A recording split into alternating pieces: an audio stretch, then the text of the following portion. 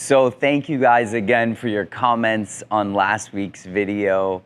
Definitely just a teaser and a look inside of sort of our goals and some of the things we were chasing. We've got a little surprise for you over the next 2 weeks. It might be the next video, it might be the video after, but I would say probably 3 of the most incredible cars that we have ever had the opportunity to purchase will be incoming to Miami.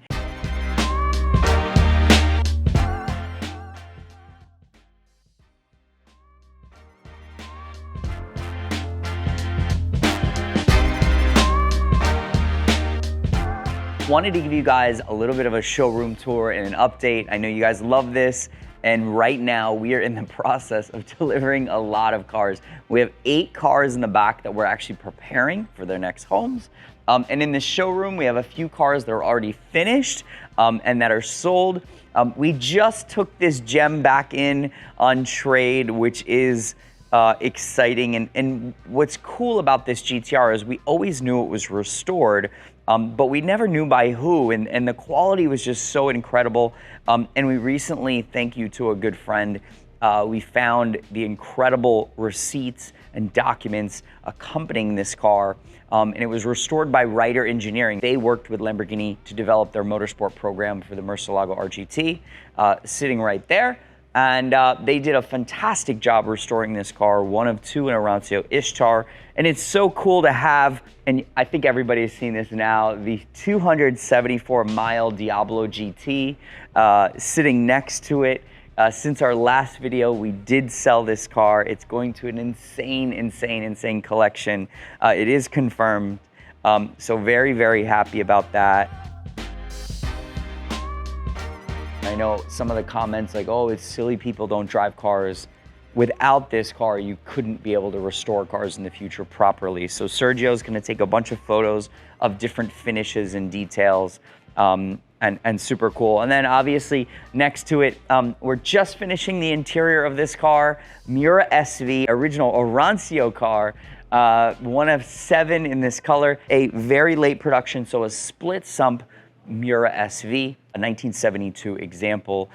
We sold this last year, and we redid the interior back to its original specification. I think everybody has so many questions about the Ken Okuyama cars.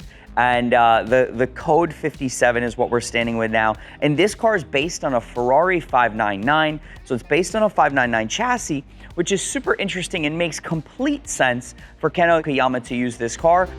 He was the head of design for Pininfarina. He is responsible for the design of the Ferrari Enzo. You see a lot of, Enzo cues in this car, but what you see most is a car that while he was the head of design of Pininfarina, they launched the Ferrari, I believe it was called the Rossa, with a very similar Barchetta design car. Sort of, again, an ode to the 1950s Ferrari racers with the low windshield and these beautiful buttresses behind the seats. And this car shares with a Ferrari 599, maybe the steering wheel shape, these AC vents, this gauge cluster, AC buttons, let's see, these 4 buttons there. Besides that, this is completely ground up carbon fiber body, and the work and craftsmanship on this car are just absolutely fantastic. And I love, if you look at the way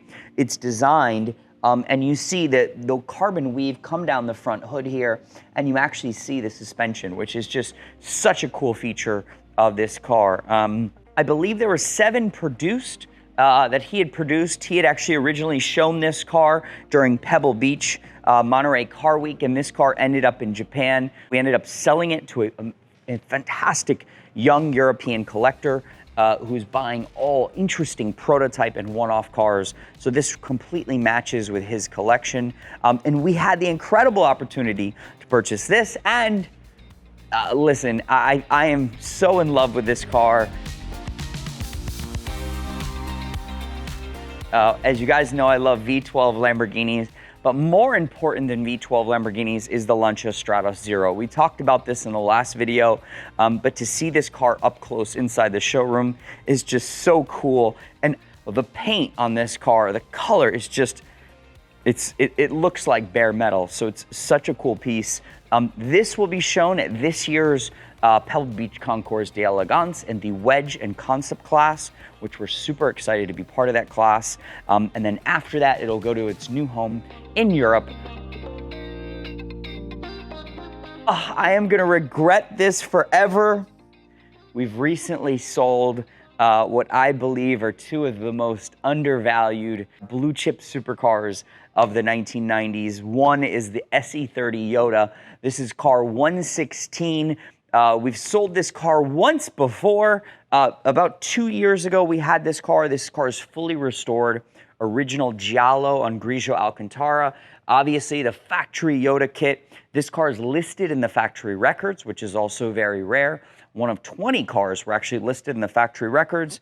And again, I just think, you know, the more and more we research Yodas, you know, we've talked about the 400 kilometer per hour gauge.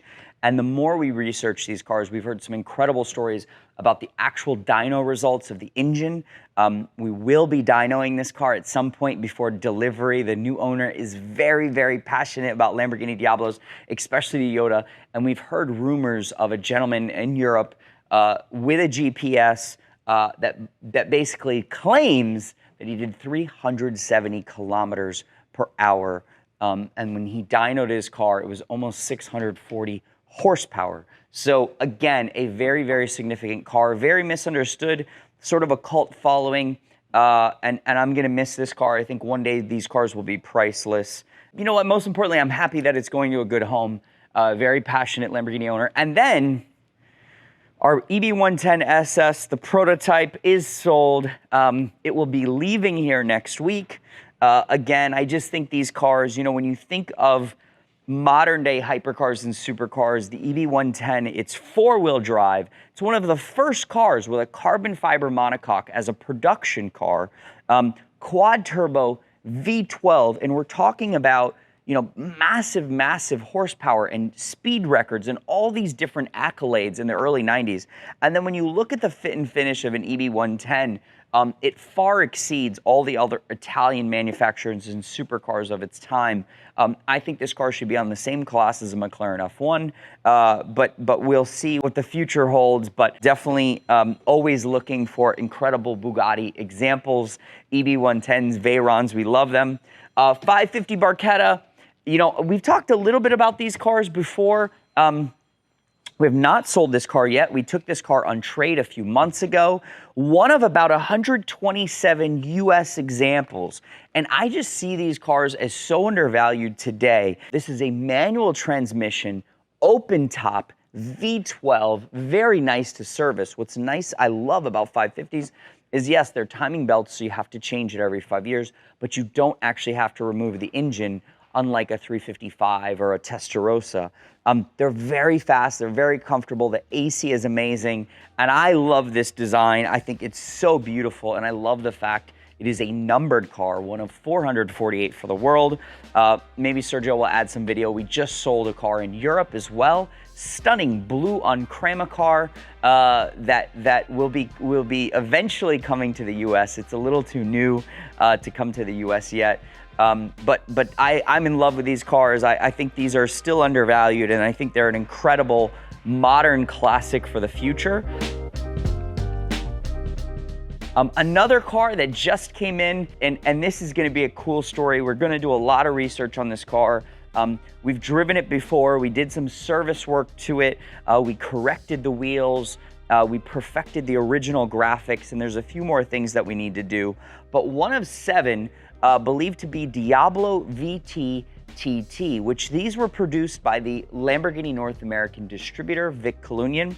Now, they were claimed to be 750 horsepower, and I believe the ad, there's some great ads, 750 horsepower for $750,000. They were not 750 horsepower, but definitely such a piece, an iconic piece from a different time, and definitely it's so wacky and so crazy when you think of, you know, a VT TT, so 4-wheel drive, twin turbo, Diablo.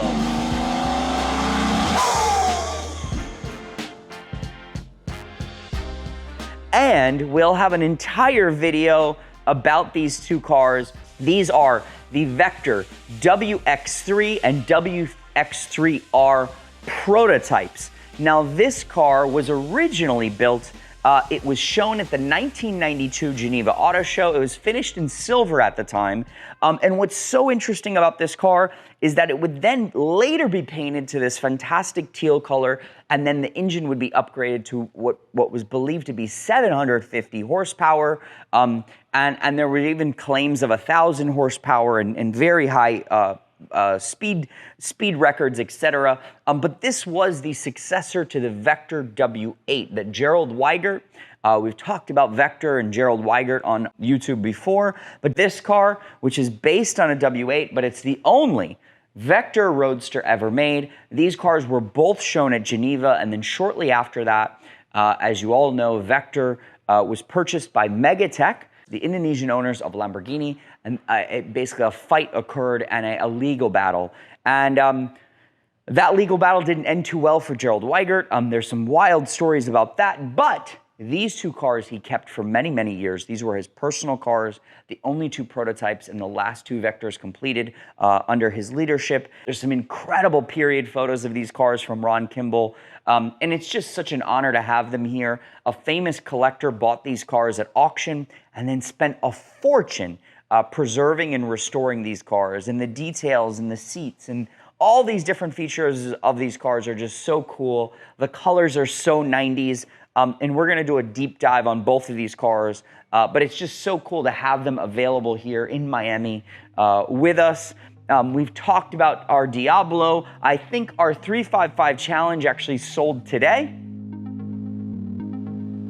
Now, we're sitting with not just any 355, but there's a very, very special 355 because of the color. It is believed to be one of less than 15 in the world finished in canne de fucile. And this car has undergone over $150,000 in restoration work. The former owner was a very, very, very fussy Ferrari collector, and he did a fantastic job with the gentleman at Ferrari of Atlanta, basically perfecting this car, servicing it, doing all of the little nuances that a 355 would need. I think, you know, any 355 manual transmission in a unique color today is always something really interesting, and it's great to have it here. And let's give you a little look into the shop. As I've mentioned before, it's always a little bittersweet delivering some really rare cars. Even though you're happy for the new owner, there's certain cars that are irreplaceable, but we are in a mad dash right now. Over the last 3 months, we've been very busy. We have two yellow Diablo GTs being finished now that were just sold. Major service, tires, a bunch of little cosmetic detail work. Those are being finished, ready for delivery. Another black Diablo GT that we sold about a month ago, that's being ready for delivery. Our Mercy manual Roadster, one of 38, produced for the US market, 0506 cars. I have not seen another car like this. Original paint, 6,000 miles, just a really, really nice example. And I'm gonna definitely miss this car. We've sold it once before in its life, and I think to date we've owned 4 of the early gen manual Mercy Roadsters. A stunning red Diablo Roadster, very low mileage car with snow corn interior, going to a very fussy owner, so we're making sure all the details are perfect.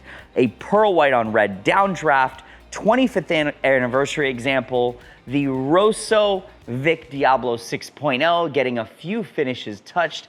And then this is not sold yet. This will be final inventory. We wanted to put fresh tires, clean up a few things, and detail the undercarriage. And you can see this car has come out absolutely beautiful. All of the original zinc coating and the shocks look great. The really, really nice. This car is cleaning up great. So excited to finish this car and put it in inventory. Very rare color for a Diablo 6.0. This is Giallo Evros or Evros, depending upon how you pronounce it. So really cool car. And 2 Countach 25th anniversaries, both red downdraft cars. The famous prototype car, the car that we bought in Europe. It has an incredible story we've talked about on the channel before. And we finally received our CLK 60 6-speed manual, a little bit of a passion project here from Rentec. This was the car that we bought, the wrecked car, the original magazine car, and this was actually my daily driver, CLK 55. And we basically took everything off the wrecked car, the carbon fiber, the racing seats, the harnesses, everything that Rentec installed when the car was brand new. So suspension, brakes, sway bar, gauge cluster, the 6-liter engine, the exhaust, and obviously the third pedal and the manual gearbox. So this car is almost done. We're fitting the original OZ wheels. We had them refinished. The brakes are on, and now it's just about some final details. So we'll have a whole video on this coming very soon. But stay tuned. We have a ton more insane content coming. I promise you, we have some big surprises. Thank you again for watching, and don't forget to subscribe.